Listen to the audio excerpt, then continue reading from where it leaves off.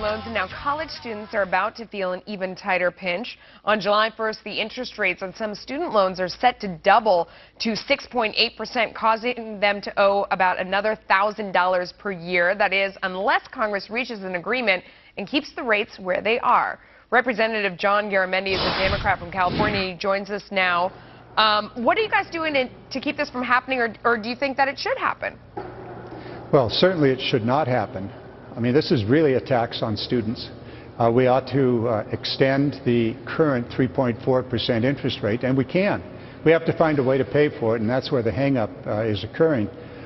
Basically, the leadership in the House of Representatives, Mr. Boehner and others, want to have working men and women pay for this rather than those who really have been very, very fortunate over the last decade, the super wealthy, which is where we think the money ought to come from to pay for this. So we're going back and forth, and the risk is $1,000 for every student. Now, Melissa, congratulations on your new program. Thank you. I hope you don't have a Stafford loan. If you do. I did, and I have paid mine off. There you go. But good for you. My question is, though, I feel like the cost of tuition is going up to absorb this cheaper money that's out there, though. I think it's going up because funds are available, that it causes tuition inflation. In fact, if you look at data from the College Board, it shows that tuition has risen at 2.6% above the rate of inflation over the past 10 years. I think it's because there's so much loans available and so many scholarships available, so they're just absorbing it. Why am I wrong about that? I wouldn't say you're wrong. In fact, that happens to be the case. I was a trustee of the California State University system, and one of the presidents, actually at Long Beach State, has done extensive studies on that. And in fact, that is part of the problem, not the only part. There's been, I think, a lot of excess. For example, I consistently voted against the salaries that the administrators are getting paid at the university. Exorbitant salaries, far, far above what I thought was necessary to get highly qualified people. Wait. But nonetheless, yep. But if you agree with me, why in the world would you want to get more cheap money out there? If that's what's driving up the cost, then there's no point. No, we're talking about loans that have already been made. These are loans that are already in existence. These are not loans that are going to be made in the future. But we do have to recognize that the public sector, public universities all across this nation are pulling back. The states are not funding these public universities as they once did. I know, for example, the University of California in 1990 was paying $15,000 per student. Today it's about $8,000 per student in constant dollars.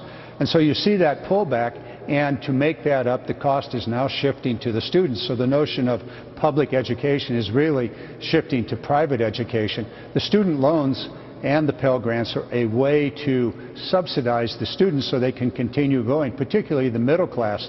And we're really talking about the second child in a family. First child can usually get loans. The second child is often just out of luck. So we've got a real funding problem for the education system. Do we have a funding problem, or do we have a cost problem? I mean, how do we get the cost down? You got both. So how do we get the cost down?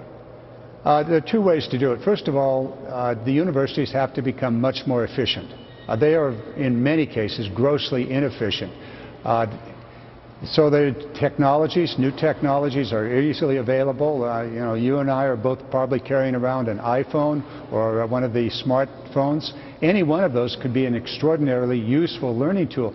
In addition to that, and this is going to upset some of the publishers in the book business, but you know and I know from our own experience, and I've had 6 of my children go through higher education, the cost of books is outrageous, and they change them every second year.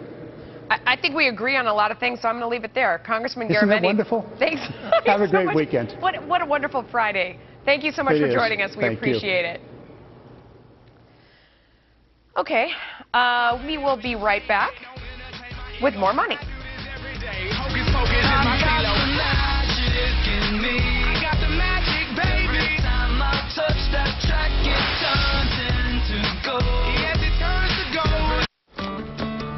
Everyone has goals.